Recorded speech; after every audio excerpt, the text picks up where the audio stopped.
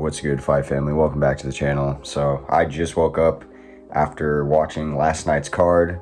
And what a card it was, you know, not like the most crazy hypes with the best fights, but it had some good performances, some good finishes, and some drama. Let's talk about the main event. Dricus du Plessis defeats Israel Adesanya in the 4th round with a rear naked choke in a fight that it really looked like on paper. It looked like Israel was starting to take away. You know, he was starting to really rip clean body shots on Dricus, starting to land a little bit higher clip with the headshots. Dricus was landing his own shots himself, throughout the whole fight. It's just on the feet, it was not nearly as often as Adesanya. He wasn't landing at will. He would land like a rushing in straight hand followed by like a jab, or like he'd rush in with a jab followed with a straight hand and then like wing a hook. And sometimes that would catch Adesanya. And when it would catch him, it would look like it was doing decent damage, you know. It's something so frustrating and satisfying at the same time about watching Dricus du Plessis' style, because he fights like he's drunk and gassed out, but he never loses, you know. Like it never looks like he's out of the fight. It never looks like he's quitting on himself.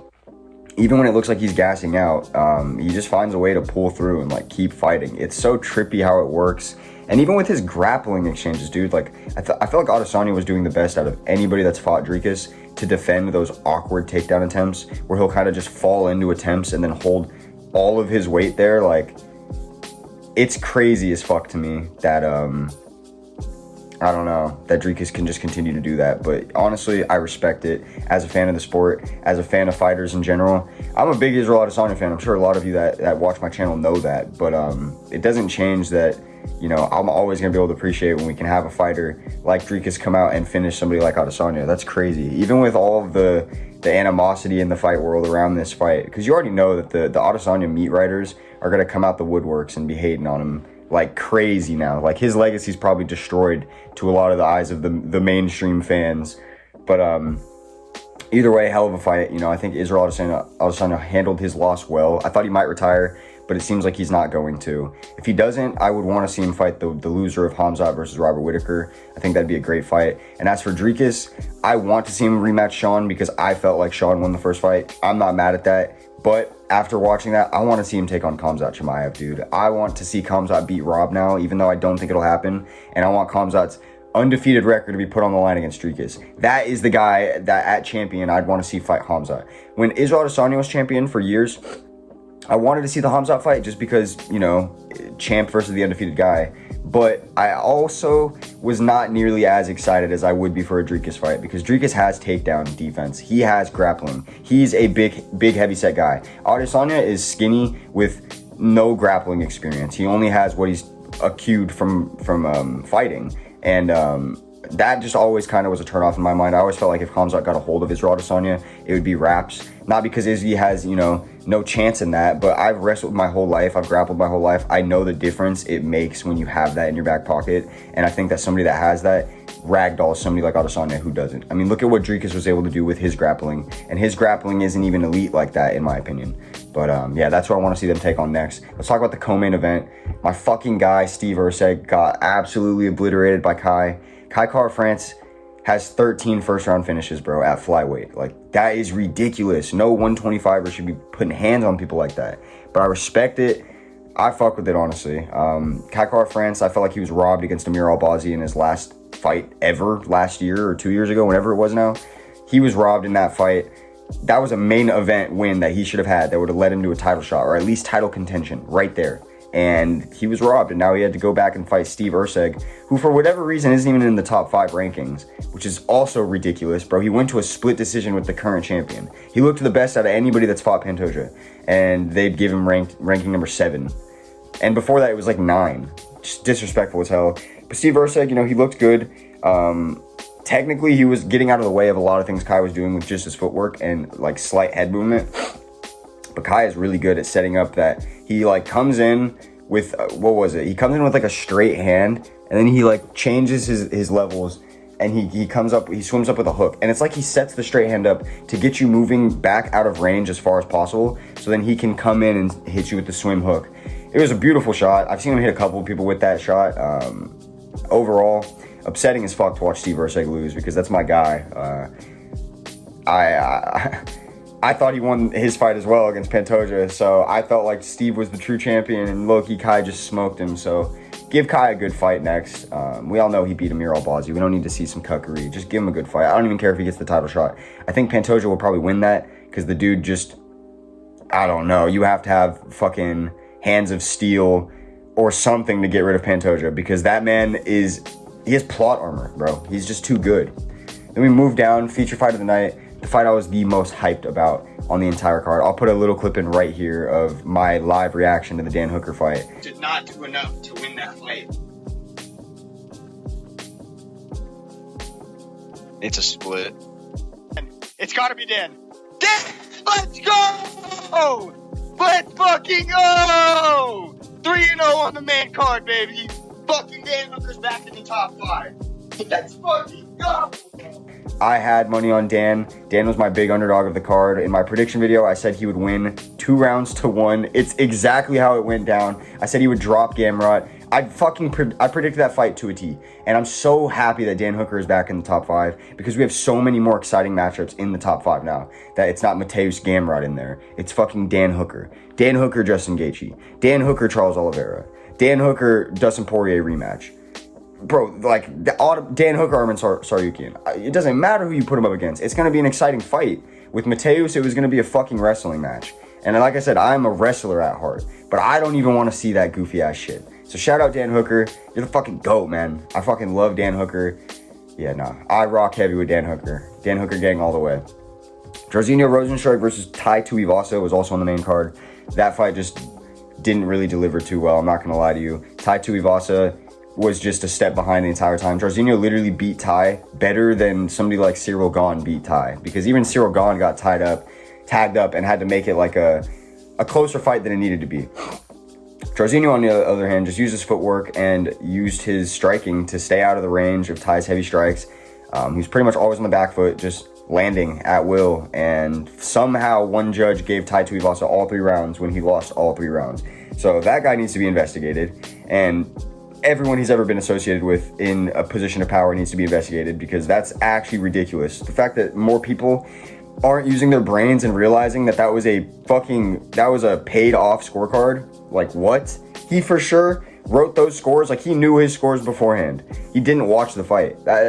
Actually crazy that something like that can happen. And Jairzinho now has a split decision win on his record. Doesn't really matter. He has a win, but it's a split decision win when he won all 3 rounds clear as day. Genuinely, that is the worst scorecard of all time. Never seen anything like that. And then, the main card opener, Carlos Pratis. It's the first man ever to finish the Leech, Li Jinliang. Another thing that I predicted, look, Carlos Pratis is an assassin. Ever since he's come into the UFC, even in his Contender Series fight, I've always been on the side of Carlos Pratis. The guy is just a fucking menace. I've predicted all of his fights correctly in the UFC, and if they keep giving him matchups that, I don't know, are like that, yeah, I'm going to keep predicting Carlos Pratis by an early knockout, because the dude is just a freak of nature. He landed a beautiful straight hand on Li Jinliang, like twice that dropped him, and then the final thing that he put him out with was a left hook. Clean, it like grazed right over his nose. Those shots hurt the fucking worst. When you get your head spun, like hit from your nose specifically, I hate that shit. But it was a beautiful knockout. Shout out Carlos Pratis. Not back in the win column, staying in the win column, in the knockout column. This dude is a welterweight freak. Give him a top 10 fight, please, bro. Right before the main card, we had Walter Walker versus Junior Tafa, the battle of the worst younger brothers. And Walter Walker dominates the first round with his grappling after getting tagged like maybe once by Junior. He honestly ate a shot, came in, and was able to use the momentum off that to like get Junior Tafa to the ground, and that was pretty impressive. He ends up jumping in the last like 10 seconds for like a knee bar or rolling for an ankle or something, and Junior Tafa is caught in it pretty well, so he starts screaming, and the ref stops it, and he takes it as like a verbal submission and stops the fight. Junior Tafa gets all mad about that, comes up to Walter after the fact and like smacks him while the officials are around him, and continues to just like bitch the whole time. Like they're raising their hands. He's just sitting there flipping him off, like was cussing him out. Honestly, I felt like that was so corny, dude, because you fucking screamed. Yeah, you didn't verbally say I tapped, but I don't give a fuck, bro. If I'm officiating a fight and somebody starts screaming, a heavyweight especially, is screaming to a leg submission, yeah, I'm quickly going to try to fucking pull them out of that, because I'm going to assume that one guy is getting torn apart. Honestly, Good win for Walter Walker. And he called out his older brother after the fact, which I fuck with, bro. That made me like him even more. He said, you're, I don't remember what he said. He said something along the lines of, you're a pussy, Junior, and I want to fight your brother now. You're not a real man. I fucked with that. That made it even more hype to me. And I hope they do give him Justin Tafa, because if he beats both of them, that's how you start to build Walter Walker's name in the UFC. Ricardo Ramos versus Josh Kulibao. This one was fucking disgusting. I had a full card parlay running, starting from Sonkin on Ricky Glenn, and it continued all the way. It would have literally went all the way up to Dan Hooker Gamrot. That's when it ended off, and I wasn't gonna bet on the last two fights because I didn't want stress in the main and co-main event, and I was gonna be wrong anyways too. I would have made so much money if these stupid fucking officials didn't rob Josh Kulibao of his clear as day win against Ricardo Ramos. Clear as day he won 2 rounds. You could almost even give him the first round. People only give Ricardo Ramos the first round because he had such a close rear naked choke. And that's fine, give him that one. But rounds 2 and 3, bro's leg was fucking kicked out and he did absolutely fuck all to win the 3rd round. Nothing. He had some ground control and that was it. Should not have won the fucking round. And it sucks because now Josh Kulibao is on a losing streak when he shouldn't be. And Ricardo Ramos is in the win column, is going to get another fight in the UFC, even though realistically he fucking shouldn't because he sucks. Horrible fight. Ricardo Ramos had one solid moment and he couldn't capitalize on anything after that. He was just getting his leg chewed apart. He looked like a bitch. Fuck that fight. Casey O'Neill versus Luana Santos, not much to talk about there. We all knew it was a coin toss. Is Casey O'Neill going to come back and look good, or is Luana Santos just going to out-grapple her? Casey O'Neill came back and looked good. And I'm glad I didn't bet on that fight. Jack Jenkins versus Herbert Burns. That fight should have been stopped in the first round when Jack originally pieced him up and he didn't want to get up off the ground from a body shot and the ref gave him extra time. The refs need to stop doing that. If somebody is not getting up immediately from a body shot, stop the fucking fight. Jack Jenkins was piecing Herbert Burns up. Herbert Burns looks like such a quitter. It's crazy that his brother is Gilbert. Get him out of there. Tom Nolan versus Alex Reyes. Alex Reyes, the opposite. He showed a lot more heart and chin than I expected, and then a lot of us probably expected. Tom Nolan is used to getting first-round finishes. Couldn't do shit to Alex Reyes. He was whiffing a lot of shots. You know, he ends up dropping Alex and putting damage on him. Just took way too long to get there, and I don't know what he was waiting on. Sonkin on Ricky Glenn. Started off rough for Song. He kind of looked like he was just going to get out-grappled and out-powered by Ricky, but he came back and really pieced up Ricky Glenn on the feet. And Stuart Nickel versus Jesus Santos Aguilar, or Jesus Santos Aguilar.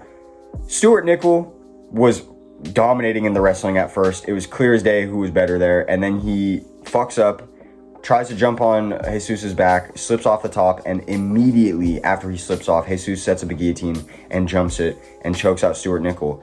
And Stuart was fighting his ass off to get out of it, but yeah, no, eventually he just goes to sleep. So that was a rough way to start the card out. I really thought Stuart Nickel was going to get that done. And if he had, we would have ran an undefeated streak all the way up until the co-main event. But, or all the way up to the female fight, sorry. But I didn't even really bet on that. So actually, we would have just ran it all the way up to the main event. That's going to be all for me today, though, boys. Not much else to talk about on this card. I'm a little bit upset that Israel Adesanya lost. But at the same time, it breathes a little bit of new life into the middleweight division. And now we can look forward to, like I said, Dricus versus Khamzat maybe. I don't know if I really want to see a Dricus versus Robert Whittaker rematch. But if Whittaker beats Khamzat handily and steals all that hype, bro, the Dricus versus Robert rematch would actually be very enticing. So, yeah. Let me know what you guys thought down below. I'm sure a lot of you guys are hyped that Adesanya lost. So, yeah. I mean, let me hear it down below. I'll catch y'all.